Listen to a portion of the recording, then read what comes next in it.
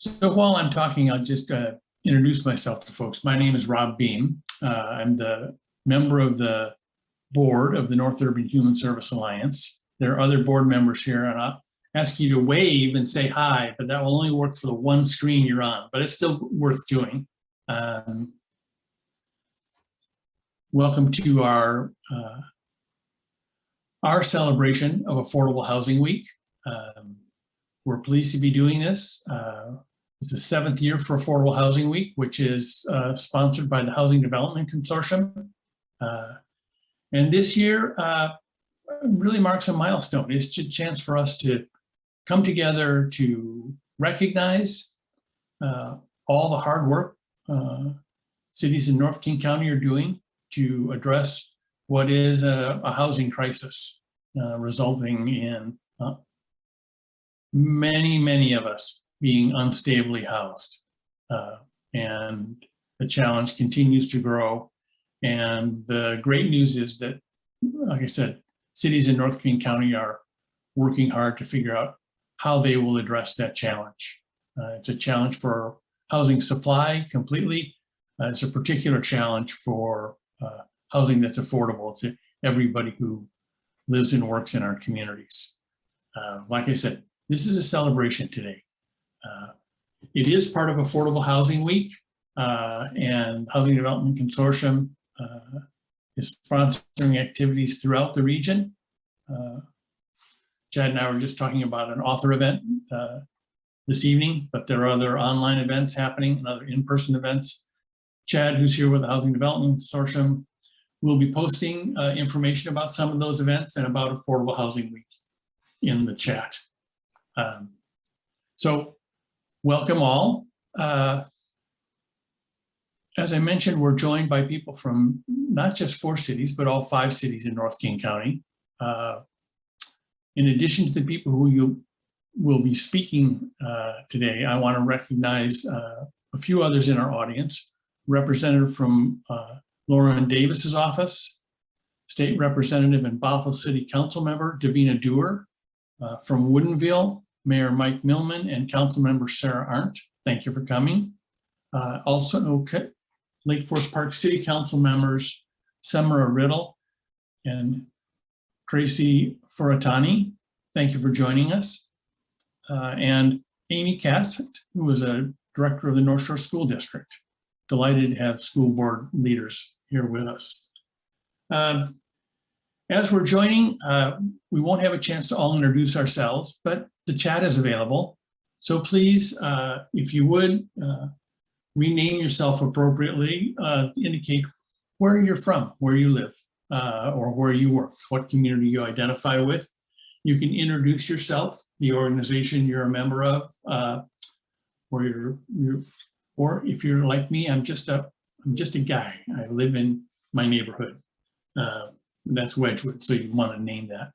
And then if there's any particular item or aspect of the housing situation that interests you, you can note that. We'll be hearing today from representatives from the cities of Shoreline, Kenmore, Lake Forest Park, and Bothell.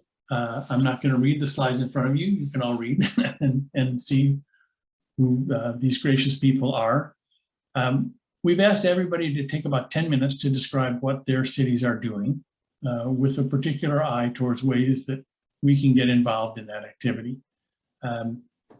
Given there are a number of us here, we're going to hold questions till the end. And I would ask that people put questions in the chat, and I'll be curating some of that with the thought that a 5-screen free-for-all on questions is just going to be too difficult to manage.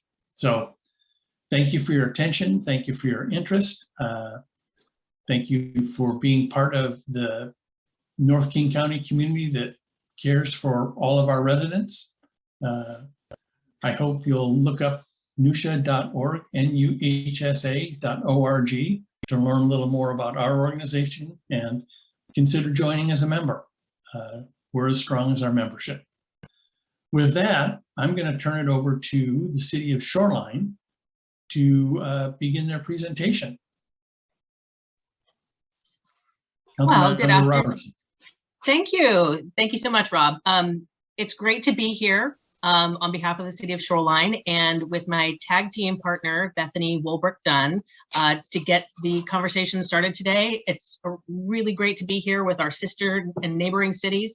And so I'll be brief and get started right away. Here we go. So we thought we'd start by just sharing our council goal. Goal 1 for the City of Shoreline, which was just reaffirmed in March, is strengthening Shoreline's economic climate and opportunities. And of course, there's a lot built into that. But what is important to share and relevant today is that strengthening economic climate and opportunities means doing so for all residents, including making housing choices that are available and affordable for all income levels in our city. So how are we doing that? We started by creating, I think it went forward one too many slides. We can go back. There we are. In 2020, our Planning and Community Development Department work plan included a housing choices project to study how we could expand the types of housing available in Shoreline. We focused on exploring the missing middle suite of options that included cottages, tiny houses, vacation rentals, and accessory dwelling units. This plan was funded through a Washington State Commerce grant.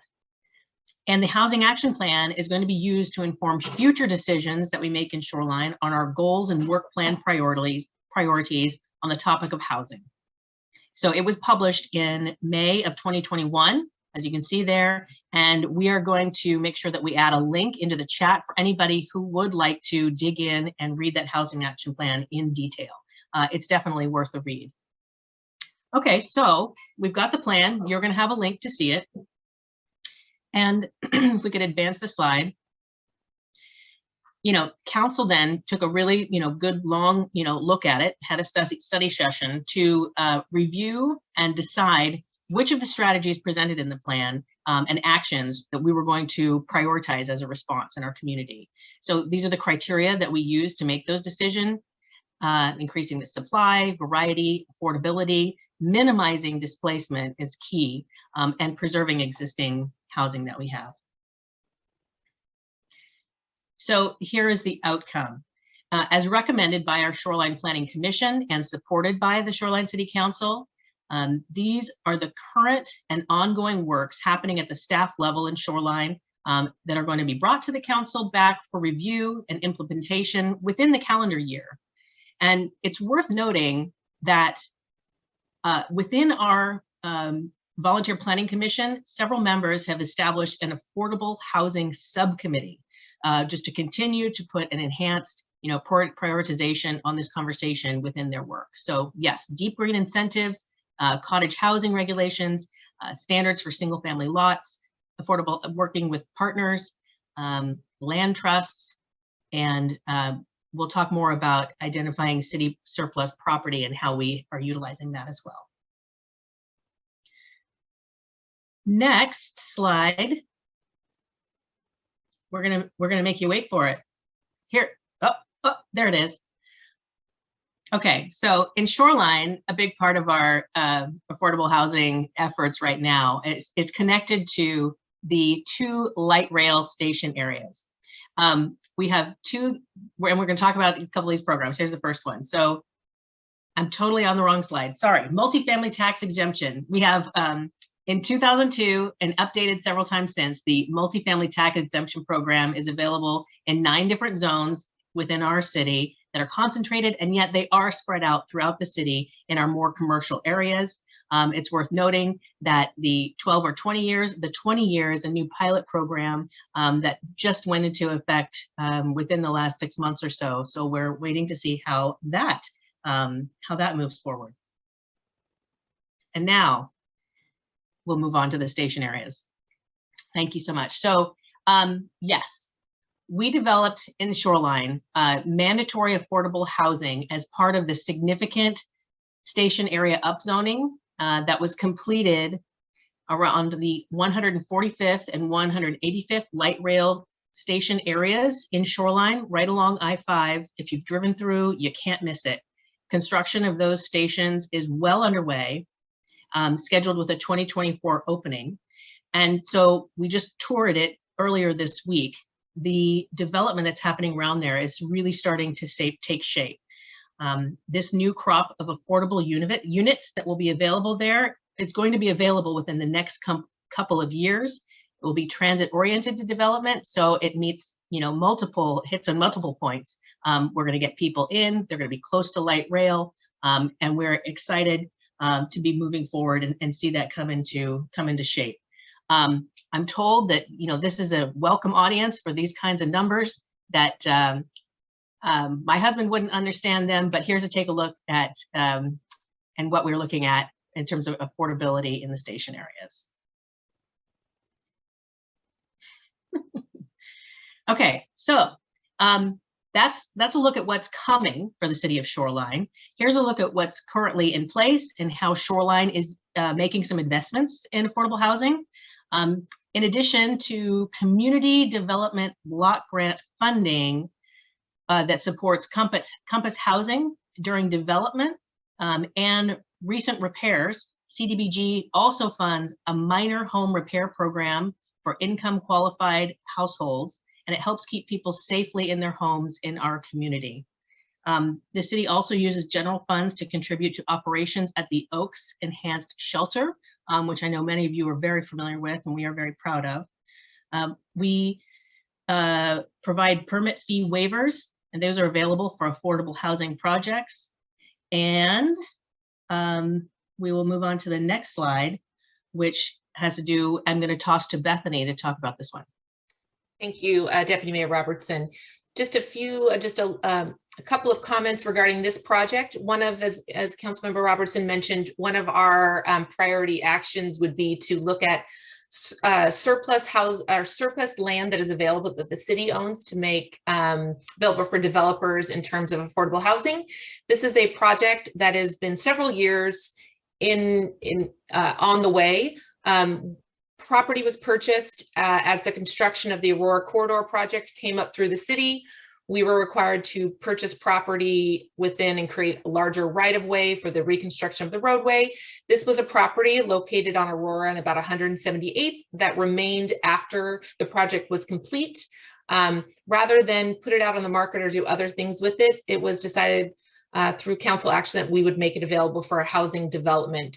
This project is in partnership with King County and Catholic Housing Services. It will deliver between 80 to 100 units of permanent supportive housing in Shoreline, and final funding was just wrapped up with that, and permitting is currently underway with that project. And so we're excited to see that building go up along Aurora.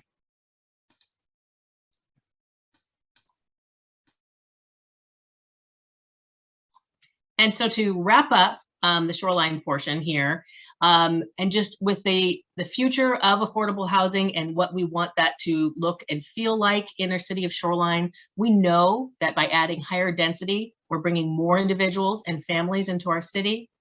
We know in some cases they are going to be living in smaller multi-use unit spaces. And it's very important in Shoreline, we want them to have the same pride of place, quality of life that is enjoyed here now in our city.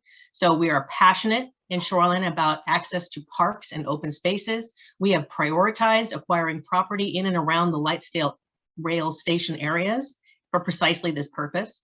And we are going to continue to prioritize these values through creation and implementation of our parks, recreation, and open space plan, our transportation master plan, and comp plans. So that's a wrap, a brief look at what's happening in Shoreline, and I'm happy to now turn it over to the next city.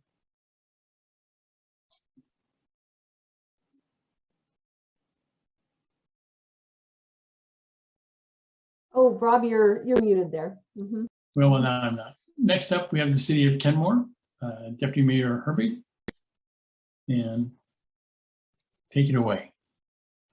Nigel Herbig, Mayor of Kenmore. Apologies if my internet is acting up today. I'm having a bad internet day, as some folks do. I want to start off by recognizing that our housing affordability crisis is also directly leading to the homelessness crisis that we're seeing. There is an undeniable correlation between rising rents and people exiting housing and entering homelessness. And if we really want to tackle the homelessness crisis, building affordable housing is a huge part of that. People of all incomes need to be able to find a place that they can afford to live in. In Kenmore, every week is Affordable Housing Week. Affordable housing has been the Kenmore City Council's #1 priority since the beginning of last year. We're working really hard to do our part to address our region's affordable housing crisis. We've instituted and are perfecting a transit-oriented development overlay, which mandates affordable housing in exchange for some added density. We're also, I think it was a year or two ago, loosened up our accessory dwelling unit regulations, which we believe will make it easier for our residents to add a second home on their property. Kenmore is working on addressing the missing middle as part of our comp plan amendments. And I know that we're looking forward to the discussion that we'll have at council about this once it comes to us from our planning commission. Kenmore was one of the first cities, I think maybe even the first city, beating out Burien by minutes or maybe hours, to put in place an eviction moratorium when the COVID shutdown hit, and we started worrying about folks losing their homes due to COVID. We've also recently passed some tenant protections, and we are going to be meeting next month to discuss additional possible tenant protections. And back to the issue of affordable housing, like a lot of cities, or at least a lot of smaller cities, our involvement with affordable housing until really recently was somewhat limited down to our involvement with Arch, which is an East Side, a group of East cities that pool affordable housing funds together, which is great for smaller cities because you get more bang for your buck when everybody is putting their money together. This year, we're really stepping up, and I think we're going a lot further than we have in the past. We're actually donating some surplus city land that we have on Bothell Way, and we're using half of our American Rescue Plan Act funds, ARPA funds, for an affordable housing project that'll be right on Bothell Way, right next to transit. The project's going to be 100% affordable, and we'll have at least 10% of the units at or below, or available for folks at or below 30% of adjusted area median income. For us, this is a huge step. This is millions of dollars rather than the hundreds of thousands of dollars that that we've been doing in previous years. So we're really excited about that. We had an RFP out for that project, and I'm excited to see what's been proposed.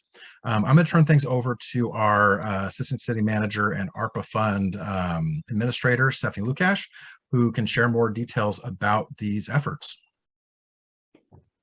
Thank you so much, Mayor Herbig, and thank you to everyone for coming together to talk about affordable housing. As Nigel said, it's the Affordable Housing Week every day in Kenmore, and just can't say enough about how grateful we are to our council for making this their #1 priority, acknowledging the crisis that we're in the region and acknowledging that we need to do our part as a city. And every city, regardless of how big or small you are, has an obligation in our minds to do that. And so we're also a city of action. So one of the things about Kenmore that I love is that we take matters in our own hands sometimes. And that can mean that we move on doing things like Mayor Herbig talked about, donating city-owned land and moving forward with our partners at the Regional Coalition for Housing to build new units in Kenmore. So I'm going to talk a little bit about the project. And I'm thrilled that we're at this place. And we formed a working group just last summer. So really, if you think about it, it hasn't been a year that we've been really focused on that work. And we looked at 18 properties, narrowed it down to that one that we own, and right on Bothell Way. It's flat and well suited for housing. Walkability is key, as we all know. And so this property is very walkable.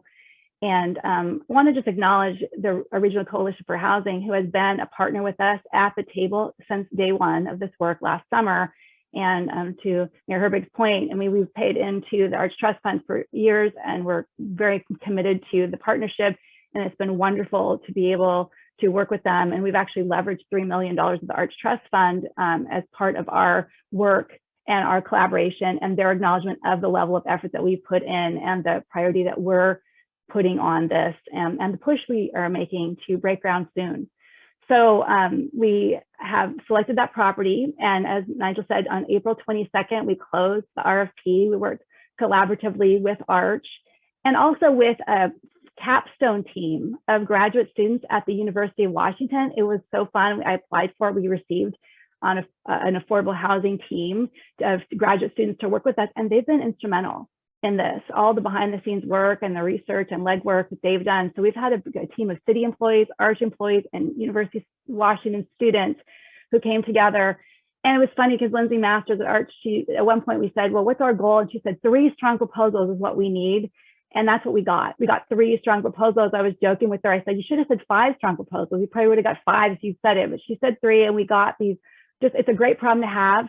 We're actually interviewing our first of the, we're interviewing all 3 of them tomorrow and 2 more next week. So by this time next week, we should have selected a proposal and be moving forward with, then we get into the fun of the details of the proposal. But all of the units and all of the proposals are 100% affordable at different levels of affordability. They vary from 85 to 100 units.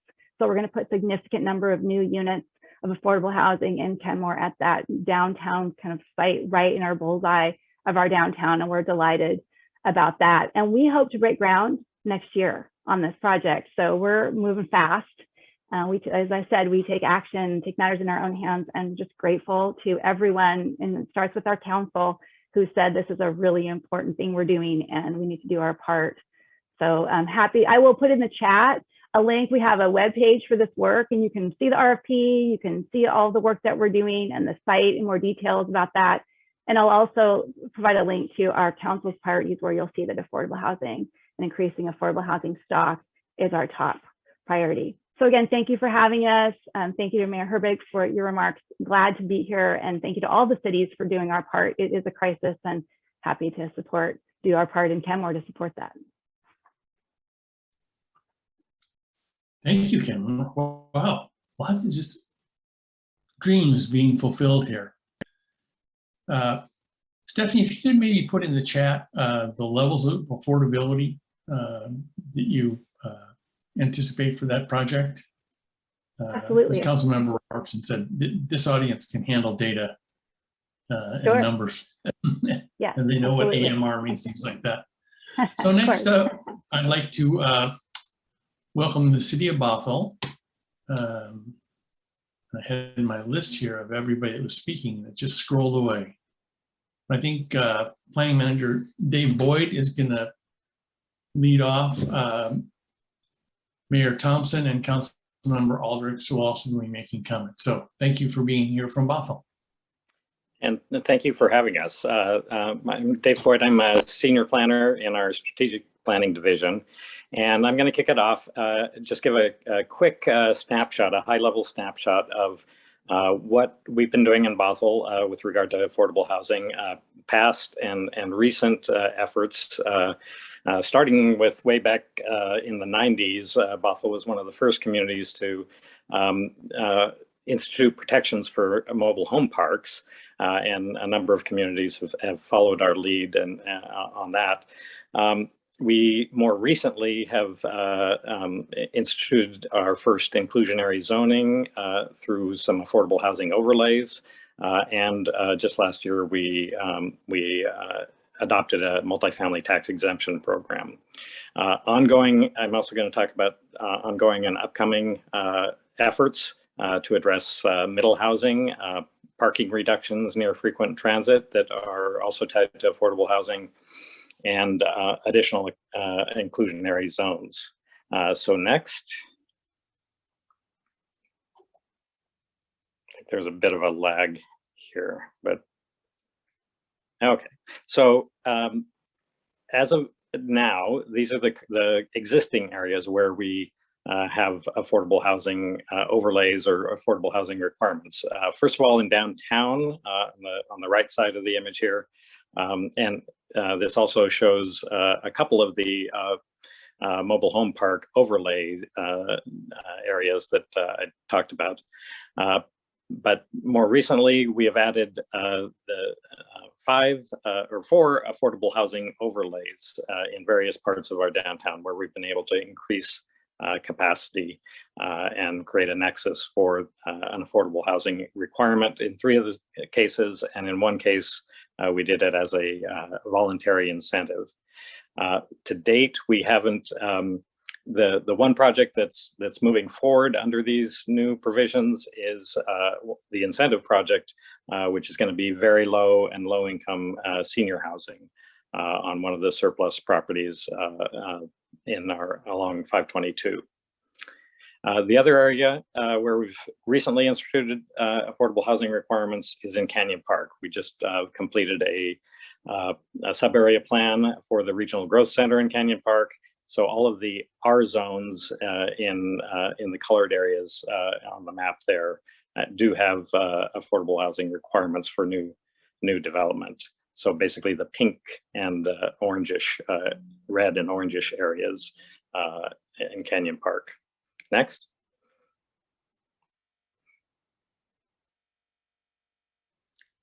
So ongoing efforts include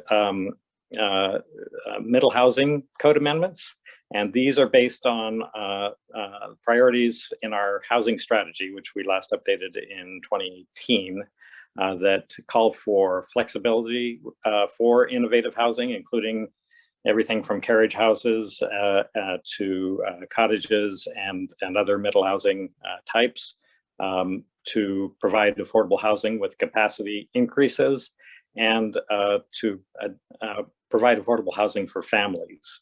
Next.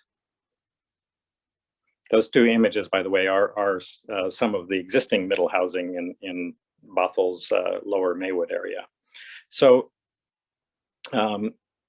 you're all probably familiar with this, but so with middle housing, we're talking about house scale buildings with multiple units in walkable neighborhoods that fill a need for housing in between single family homes and large apartments.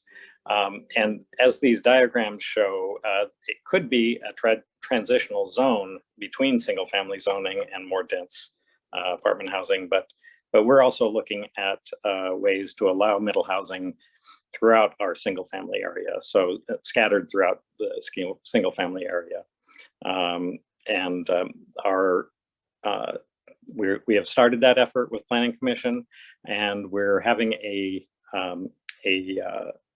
community forum at 6 p.m. on May 31st, and there will be information about that on our website. There is information about that on our website, and we'll be adding to that in the coming days. Next. Another initiative that we're taking that's related to affordable housing is we're looking at parking reductions near frequent transit. And part of that is to reduce the cost of new housing in general, but also with that, we are in some cases, we are going to be able to create an affordable housing requirement with those reductions and give developers the opportunity to demonstrate that they need fewer parking spaces through a parking study to go even below the current baseline bottom limits. So those are focused along new and future transit lines. So we have Sound Transit has 2 bus rapid transits coming to Bothell in 2026 and 2027. Those are shown with the red stars. We are doing work to enable the extension of the community transit Swift Green Line that currently serves Kenyon Park, and eventually we'll be able to extend to downtown and with a stop at 240th and Bothell Everett Highway. And we're also focusing these reductions in areas where we want to entice better transit. Some of our neighborhood activity centers that are shown in the blue asterisks here. Next. And finally, I'm going to talk a little bit about this year. We received private requests for upzones, and all of those will include affordable housing requirements and create new affordable housing overlays. So those three requests are shown in the yellow here. So they are in areas that are served by transit currently and will have increased transit service in the future. All of the requests, all of these private requests ask for reduced parking requirements. So there'll be some connection between those amendments and these. And we'll continue to work with Arch to develop those affordable housing requirements and or incentives. And then finally, it's not shown here in the text on the slide, but we just recently received direction from City Council to work with a partnership on affordable housing on a city-owned parcel in downtown. So we're very excited about that prospect. And with that, I'm going to turn it over to Mayor Mason Thompson, who will then introduce Councilmember Jenny Aldrich, who I think will talk some more about that new initiative. Hi, everyone. Love hearing about all the work that everybody is doing to address housing affordability, specifically around subsidized and AMI restricted units. I'm going to talk a little bit today about housing availability as well as affordability, because that's a big reason why subsidized housing is desperately needed. The way we normally frame the discussion really ignores the cost of market rate housing, which we all know is skyrocketing. And if we can address the root cause, we'll be far more effective. I've asked a few groups what percentage of people in our area live in market rate as opposed to subsidized housing. Nobody seems to know exactly, but everybody agrees it's almost everyone. So the way we normally talk about this addresses a tiny sliver of the people living in our area. And for everyone else, we generally perpetuate a housing status quo that has led to market rate prices soaring. That means there's more people we need to subsidize housing for. It also means it's more expensive to subsidize housing for those folks. So as the need goes up, the amount of people we can help with current funding goes down. You know, if I was to design a system that was perfect for creating a housing affordability crisis, I'd leave home prices to whatever the market will bear. I'd make it expensive, if not impossible, to add housing.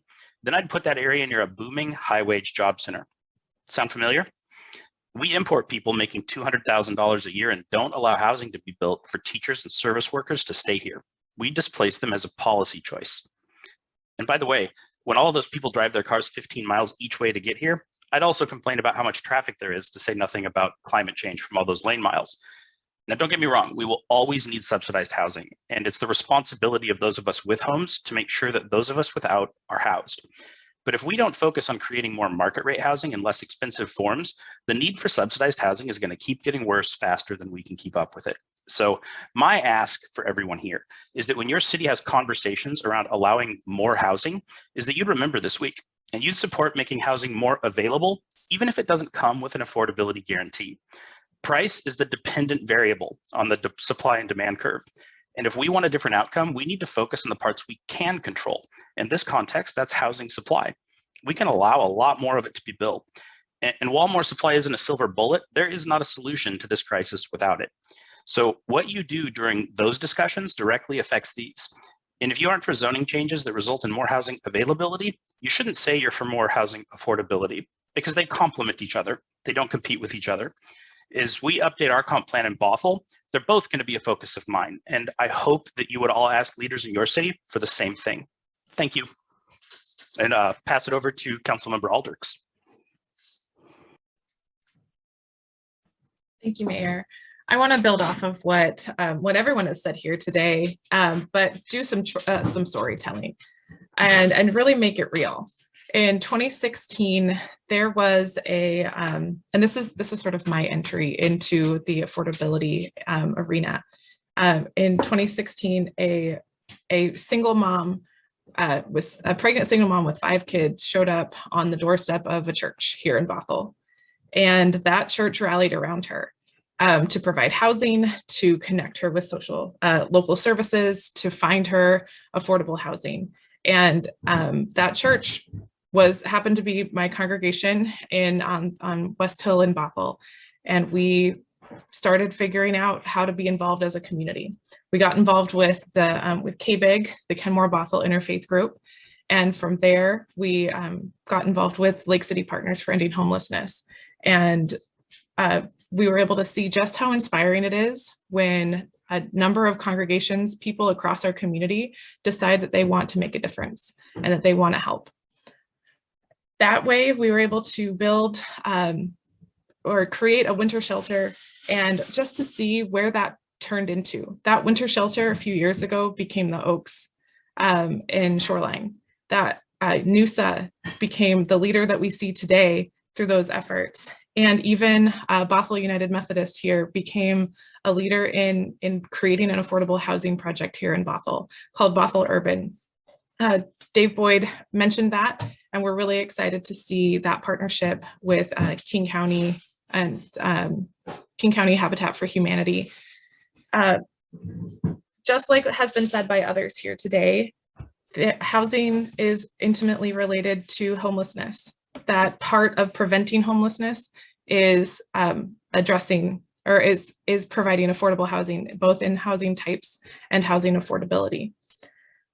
Just today, Mark Dones from the Regional Housing Authority said, our Regional Homelessness Authority was designed around the idea that if we listen to people with the lived experiences of homelessness, we can build systems of dignity and healing and actually end homelessness.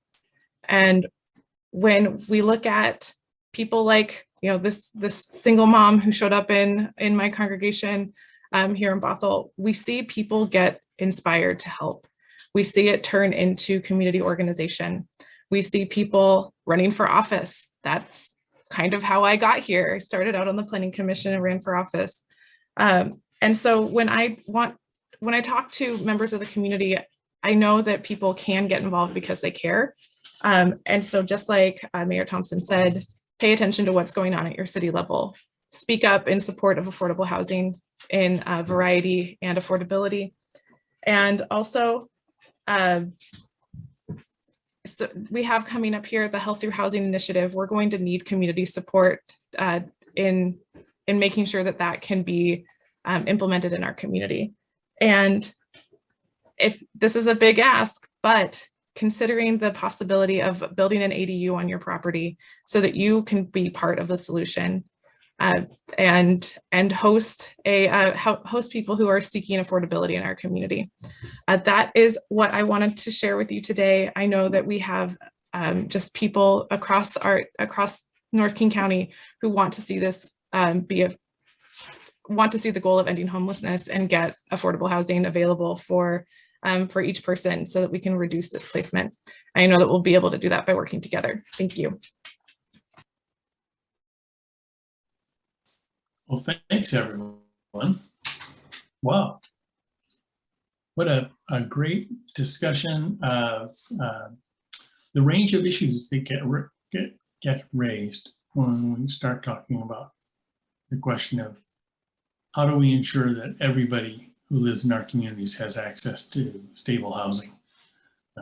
It's not an easy one, and I will say, having served for several decades in local government, I think it's something that local governments are still relatively new to coming to grips with, and to coming to grips with the many facets of this discussion. We did end a little earlier than I think than I had anticipated. So we'll have some time for more questions. Again, we do have a chat. I think we have a couple more speakers. Lake Forest Park. Oh, I'm sorry. I totally forgot the city of Lake Forest Park. Silly me. Well, everything I said was fine, and we'll still end before. So, but I will introduce the deputy mayor and city council member from Lake Forest Park with deep apologies and embarrassment, Philippa. Thank you very much. I'll try not to. Thank you. Somebody just muted me. You're good. Can you hear me? Yep. Yeah. Okay. Yes.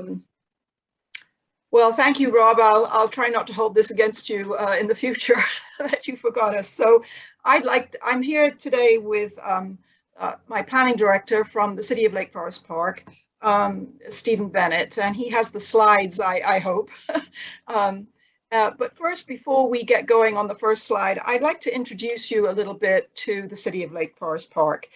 But I'd first like to thank everybody for being here and the other presenters. And I think what we've heard today is that there are many solutions to a problem that has many facets.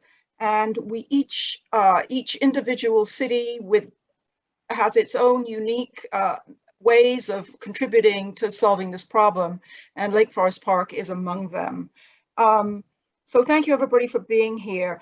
Lake Forest Park is a smaller city. We have just 13,000 residents and who live in about 5,000 dwellings. We have very challenging topography and a very sensitive environment. We have wetlands, we have 2 creeks which have been salmon bearing in the past, and we're beginning to see salmon return to them now. We have very steep slopes, and we have a significant urban forest, maybe one of the most outstanding examples of a healthy urban forest that remains in the Puget Sound area. We are also almost fully built out, and we have 2 state highways that intersect our city.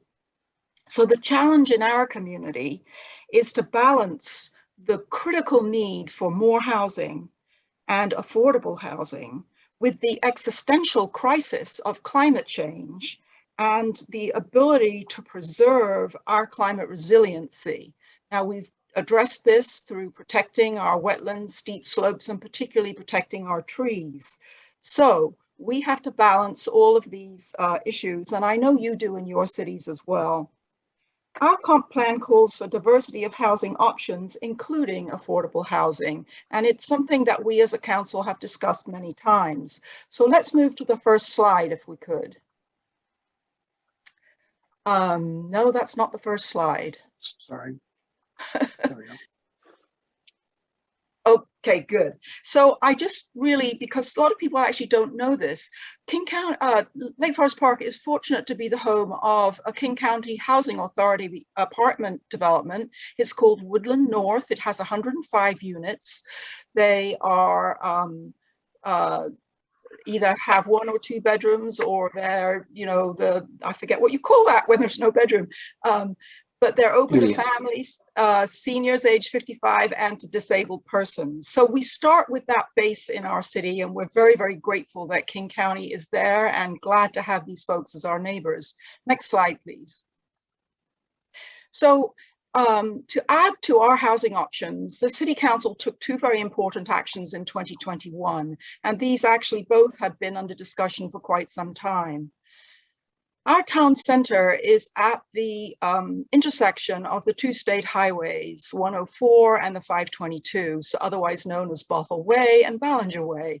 And our town center is where the mall is for our city, and our city hall is there. And it had not had any new code written for it for quite some time. So we tackled this.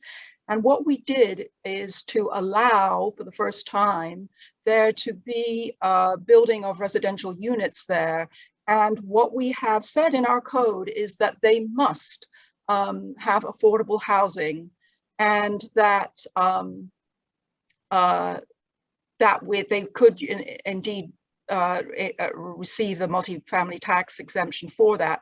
We also added the option for multifamily tax exemption to all areas of our city that are zoned for multifamily housing.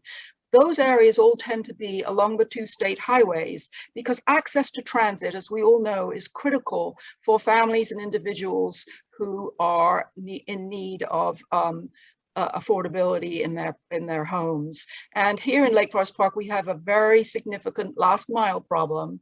The only transit corridors are those 2 state highways with one little loop in another area. But anyway, those are the areas we've targeted. Next slide, please. So in the town center regulations, what we have said is that developers must provide at least 10% of the units that they build must be affordable, and they must be affordable to those who are at or below 80% of the King County median household income. And just for so that everybody understands where that is. The last time I looked at this, 80% of AMI for a family of 4 is 95,250. So you might imagine 2 working parents each making less than 50,000, and that would get them into one of these properties, or an individual who is making less than 95. So for that, the developer is eligible for the multifamily tax exemption. Next slide, please. In those other areas that are zoned for multifamily, which, like I said, run along our 2 state highways, we have given a couple of options to anybody who wants to redevelop, because they're mostly built out already, but we have some areas that are still developable. They can either have, if they offer 10% of the units at 80% AMI, they would get an 8-year tax exemption. But if they offer 10% at 80% plus another 10% at 60% of AMI, then they get a 12-year tax exemption. So in both the town center and in these other areas, we wrote in some very specific requirements because of what we believe about the importance of integrating folks into our community. So the affordable units must be intermingled in the property. They cannot all be kind of stuck in the back corner, if you know what I mean. They must be similar size, and they must have similar sort of rules about occupancy. There can't be any of those micro units that don't have their own private kitchens or bathrooms. And they must have the ability to have permanent residential occupancy. So they have to be owner occupied for at least on a month-to-month basis. So we don't want short-term rentals in these properties, because we want to make sure that folks are housed, not that, you know, tourists can come and stay in our city. So the next piece of the presentation will be by our planning director, Steve Bennett, and that will be about what we've just concluded here in the council in the 2022. Thank you, Deputy Mayor. Yeah, we want to give everybody, a lot more people within the city, a chance to, as Councilmember from Bothell said, be part of the solution by building an ADU. And so the council, in February of this year, adopted a set of changes to our accessory building and accessory dwelling code that were very similar to what the Planning Commission had recommended last October, I believe it was. And so the basic changes were to make it more flexible, where accessory buildings could go, and therefore also detached ADUs. Change the maximum lot coverage and floor area to be more flexible, greater height of allowed for accessory buildings that included an ADU, and then to make smaller lots eligible for detached ADUs, and to allow lots over 1 acre to have more than one ADU, and then not have a minimum size for ADUs, just let the building code regulate that. So the council initially started with the Planning Commission's recommendation of dropping the minimum lot size to 10,000 square feet from 15,000 square feet. As you can see from this chart, that essentially more than doubled the number of lots that are eligible for the detached ADU. We looked at going smaller, but decided just to, at this point, that would be a significant increase. And so that's where it ended up, with the new regulations allowing lots to 10,000 square feet and larger to have a detached ADU, but also between 10,000 and 7,200, if there's an existing accessory building, that could be also converted into an ADU. The new regulations also now allow the accessory building that contains an ADU to be in the front or side yard. Previously, only was allowed in the rear yard. We have a lot of lots with steep slopes in the backyard, so this will hopefully free up folks to do something that they wouldn't have otherwise been able to do. And then also for those accessory buildings that contain an ADU, the height now can be up to 25 feet, whereas it used to be 15 feet. And if your ADU, or DADU is, or your accessory building doesn't have an ADU in it, then it's still limited to 15 feet. And as I said, larger lots that are larger than an acre can have one detached and one attached ADU now. So that there are, there are a remarkable number of lots in the city that are over an acre. So next steps would be to develop a pre-approved design program. So we're looking at what Seattle has done and also what Renton has done, and hopefully there'll be some other models out there that we can take advantage of. So that's what I have. Thanks for the opportunity to participate in this. Thank you, Steve. Now is it my turn? I think so. Thanks all. I'm struck with the balance that our planning commissioners and city councils need to take as they work on this issue. There are a lot of cross-cutting issues, but the one that's the most important is that we have housing for people. I want to appreciate Mayor Thompson's perspective that it's about housing, and we right now don't have enough for everybody who needs it. Pure and simple. I just want to lift up a couple of comments that I saw as in the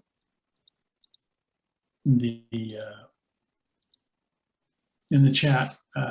One was some discussion about how many people at what income, and that's a perpetual conundrum for people to find that data. The Housing Development Consortium has developed some sheets of that data, and we're looking for a link for that. We'll provide that to you at least after our session if we aren't able to post it in the chat right now.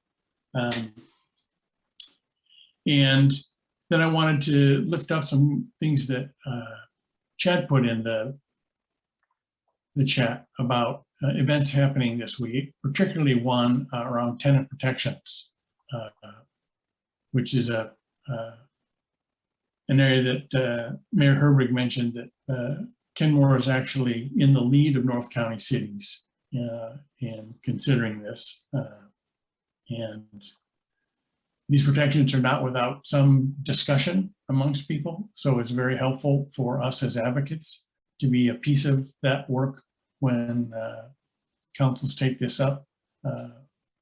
We are hoping that all the cities in North King County consider looking at broader tenant protection than is provided by state statute right now, and look to Kenmore as a model, both for protections that can be put in place and for discussions amongst staff and elected officials about what that process looks like and what that decision-making looks like. And people also mentioned, I think I counted 3 projects under development that are going on. One in Shoreline, one in Kenmore, and one in Bothell. I encourage you to keep track of what's going on in your city, because often as these projects move forward, there is opportunities for public comment. And unfortunately, the development of housing that's affordable to all is not universally embraced. And there are lots of times contentious discussions about things. And the last point I'm going to highlight, if people have more questions, they can put them in the chat, is a dynamic that I'm seeing unfold in the city of Shoreline right now, where there's redevelopment going on or proposed that is looking like it might not be using the multifamily tax exemption, which is a tool we've all invested in fairly heavily as a vehicle to provide for increased housing affordability. And in some parts of North King County, the market is moving high enough that the MFTE, as it's called, is of limited value to developers. So I think Bothell has talked about addressing this in making housing affordability a piece of the overall development code. And Dave, correct me if I got that wrong. But that may be the kind of thing we're actually having to look at around what it's going to take us to provide housing for all, in addition to the subsidies, in addition to just the land availability. So those are the comments that I picked up as themes from the chat, and haven't seen anybody. Oh, so Chad, I just do notice that Chad posted in the chat a link to the individual snapshots. So if you're interested in the income breakdown in cities, you can look for that. Celia, do you have a comment? Did I hear somebody? Yes, Sally had asked a question about community land trusts. And Bethany in Shoreline had noted that that was in their presentation. It's a recommendation to investigate. Nothing is in place now, but I would be curious to know if Kenmore or Bothell, if those two cities are looking at community land trusts. I would say not actively right now. We have one council member who has an interest in it, but I don't think it's risen to a place where we're spending a lot of time looking at it currently. I don't think there's any opposition to it, but we haven't found a place to fit it in with the other work that we're doing. Councilmember Aldrich, didn't you mention earlier that there might be one in Bothell? Are you saying that the partnership with Bothell Urban and King County Habitat for Humanity and Bridge would be part of a community land trust? No. No. Something different. In that case, never mind. Okay. It's not part of the discussion we're having right now. And Bethany, you were saying that that's something that's under investigation, but there aren't any solid pieces in place yet. Is that correct? That is correct. Thank you. Okay, thank you. Well, I want to thank people for coming with us and joining this celebration of all that's happening in North King County, and applaud the cities for the work you're doing. I do note that we're doing all this under COVID, and staffing is a complex thing for cities. City council members are busy with day jobs and day activities and their afternoon and evening jobs. And I really appreciate the time and energy you put to this. And it's clearly an issue where there's a lot of passion amongst our leaders in North King County. So I'm looking forward to making some great strides and achieving what I'll say is a vision where each one of our communities has an adequate response to meeting the housing needs of all of our residents. And that's going to be a big one, and we'll stay busy with it. So that concludes us. Thank you for sharing your lunch hour with us. We will be having more housing events. Affordable Housing Week is going on all week. Look for opportunities to do things. Thank you, Representative Davis, for joining us. And now is the time when we can have a free-for-all. We'll stick around for a few minutes, but if people want to chat, pull yourself off mute and make your voice heard. Rep Davis, be careful what you wish for. That's right. If anybody wants the rent burden in affordable housing in 2019 and 2021, it proves that COVID didn't affect it. But I have those stats from the Washington State Housing Finance Commission. Chad has those also. So we still need to look at, we're building it, but people in that AMI are not being enticed to move into it. So I don't know what the problem is. They'd rather be rent and burden out in the community for what they get, maybe a yard or something. And then we end up taking in people that really can't afford it and their rent burden at 60% or above their AMI. So we need to look at what we're building. Is it enticing the people in those actual incomes? And then looking at how we're going to take care of our lower income people, very, very low income people, because they're being trapped in affordable housing up to 90% of their income. And it's not a nice way to live. Good point. Cynthia, did you post a link to that data in the chat? The what? Did you post a link to the State Housing Finance Commission report in the chat? It's released through public disclosure. I have it and Chad does have it.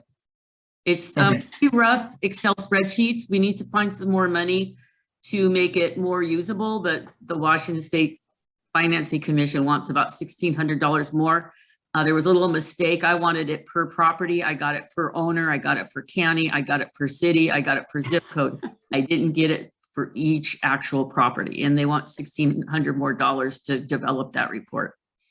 So, but it's shocking. If I'm not that good at Excel spreadsheets, but when I look at it long enough, I figure it out, and it's quite shocking. So yeah. Stacy, you had a comment. I think one of the biggest problems too is that if we could band together to change affordable housing to where it starts at 65% AMI and below, the people above that can pay housing. And once they started stating that nobody should pay over 30% of their income for housing, some of the property owners that we have in at least one mobile home park here in Kenmore and own several others across the state, is that they decided that that meant that they had to make sure your income was high enough to cover 3 times the amount of rent that they wanted to charge. So now they have a limit for seniors and 55 and older that you have to have an income of $3,000 a month. The other thing is that the incentive should not be the same for a developer that's building market rate at 65 to 80%, which it sells at market rate in the 900,000s. Now, bonus rate is over $1 million. We need affordable housing that is lower, that is for the people that are being kicked out and evicted and priced out of all these places. And it's a desperate need for those under 50% AMI. And it's such a hardship with the seniors, people on disability that are getting such a low income on the fixed income. A high income is $24K annually for most of those people. If they don't have a 401K, aren't having a side job, don't have a pension. So it's really difficult that they're being priced out more and more. And then when we had the pandemic, you added a lot of additional people to that. So we really need to think a lot lower than 80%. And every city and every developer, for the most part, wants to build the 80% because they're getting market rate, and then they get the 12 years, no taxes, and they get the other incentives, discounts, and it's just not fair. And if that was on a sliding scale, the lower AMI that you build for, the more incentives and the more rewards you get. I think that might help as well. And we need to do this now. We're in a crisis. Thank you. I just wanted to add that input. Thanks, Stacy. I see a couple of people from Bothell still here and want to lift up the work that Carrie Westerbeck and BOPOP, Bothell for People-Oriented Places, and Pastor Joyner are doing in Bothell, really to be a source of support in the community conversations and also to move those conversations and decisions along a little faster. One of the projects that was mentioned was Bothell Urban Project that Bothell United Methodist Church is in partnership with the city of Bothell on. A pretty exciting concept of blending housing and I want to say a community center, although I'm not sure that's quite the right word for it. Community space for services to be right in downtown Bothell. Are there other specific opportunities that people are aware of that we should be reminding folks to take part in? Public hearings, public meetings, active discussions with city council? And then we'll let you all go. Rob, one thing. Oh, go ahead. I would just say that even in some of the comments here, I see affordable housing pitted against more housing. Like we can't have more housing unless it's affordable a lot. And that just makes the problem worse. So I would just say, like, yes, we need affordable housing and we absolutely should say yes to that. But yes, we absolutely need more housing too. Because even if somebody builds $900,000 townhomes, if that replaces a single family home, that's now, 3 or 4 fewer families that can afford a $900,000 home that are bidding up existing stock. So don't demonize the developers who are just operating in the system that we create for them. Blame your elected leaders, blame the rules that are in place, because all they're trying to do is maximizing profit. We're the ones that have failed to give them a system where maximizing profit is also the right thing to do for affordability. So please, please, please, more housing is desperately needed, even if it's massively unaffordable for low-income people, because it's a part of the solution and it doesn't harm as long as we get enough of it. Mason, thank you so much for being that voice there, because I know it's not always a popular position, but I have to say I really agree with you, and that one of the things that we're doing in Lake Forest Park with the ADUs is just simply trying to multiply the number of dwelling units that are available in RC. And so that is one way that we can do it with our limited land area. And I didn't hear too much about ADUs from the other cities. What are you doing about them there in Bothell? We've had an ADU code in place for some time, and they've been legal for a while. I think we're kind of taking that next step now in looking at middle housing citywide, up to, and I mean, I don't know what's going to come back from the Planning Commission, but if we could get up to 4-6 lots by right on every lot in the city, that would be useful, as well as just adding those additional activity zones that Senior Planner Boyd pointed out, where we can allow more density from there. I'm just a resident of Lake Forest Park, but I wanted to also include to look at community land trusts, because it does allow people to move into houses, but they don't own the land. The land stays in the trust. So the houses are affordable, and at the same time, those people begin to build equity, which changes their whole life and their children's lives. The other project is the block project, which I think would work in Lake Forest Park because it allows unhoused people to live in the community on the big lots that we do have. That's all. Thanks, Stacey. So Stacey, I think the block project is affiliated with ending homelessness, is my... Yes, that's correct. Okay, thank you. The block project has not really proven to be a good addition to housing in Seattle, because it depends entirely on whether private owners want to do that on their property, and it's not. It just depends upon one person maybe in a neighborhood deciding that, yeah, that would be a nice thing to do. It's just not a reliable source of more housing. I'm sorry.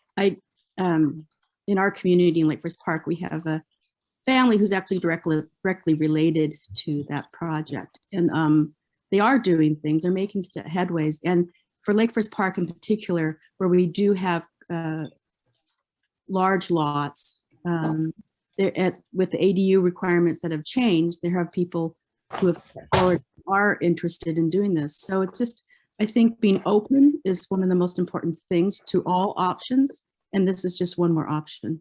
That's true. But as an addition to affordable housing, and affordable is just such a term that really means, it only means something according to whoever is talking. Everybody has their own idea of affordable. It isn't, it's an option, but it isn't a dependable option. The balance between random acts of kindness and building a system probably takes all of that. Mm-hmm. So I'm going to end that. Are there more? No, Rob, I was just going to comment. Heidi over. Yeah, I was just going to say, in listening to all of this, not only is there passion, but even more importantly, there's action. We should all walk away from this and say, okay, we're not finished yet. We're not done. We haven't solved the housing crisis, but we're doing things in North King County. And we have a variety, but we're a group of action, which is really, really exciting to me.